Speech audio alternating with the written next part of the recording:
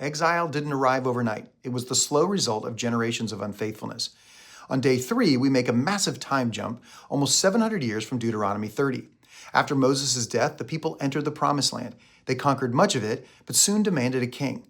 Instead of being set apart by following their God, they wanted to be like the nations around them. The 12 tribes were first united as a nation under King David, but the unity didn't last. Just 2 generations after David's death, the nation split, 10 tribes forming the northern kingdom of Israel and 2 tribes forming the southern kingdom of Judah. The books of 1st and 2nd Kings pick up this history where 1st and 2nd Samuel left off.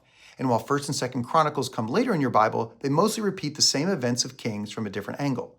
In 2 Kings 17, we read the fall of the northern kingdoms of Assyria. It happened after generations of idolatry, rejecting God's law, and refusing to listen to the prophets. This was the sobering fulfillment of covenant warnings Moses spoke about in Deuteronomy. God wasn't vague. He had been clear from the beginning. Our second reading today comes from the prophet Jeremiah. We'll spend a lot of time with him in this plan, so here's a quick introduction. He began prophesying around 627 BC during the reign of Josiah. He continued through Judah's last kings, Jehoahaz, Jehoiakim, Jehoiachin, and Zedekiah.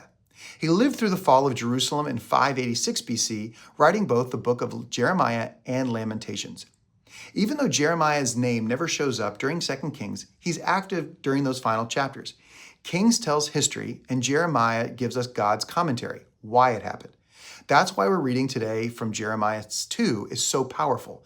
God laments how his people abandoned him, the fountain of his living waters, and turned to worthless idols. Together, 2 Kings and Jeremiah 2 remind us exile wasn't sudden. It was the long-standing covenant betrayal, a broken relationship rooted in spiritual unfaithfulness. For us, the warning is just as real.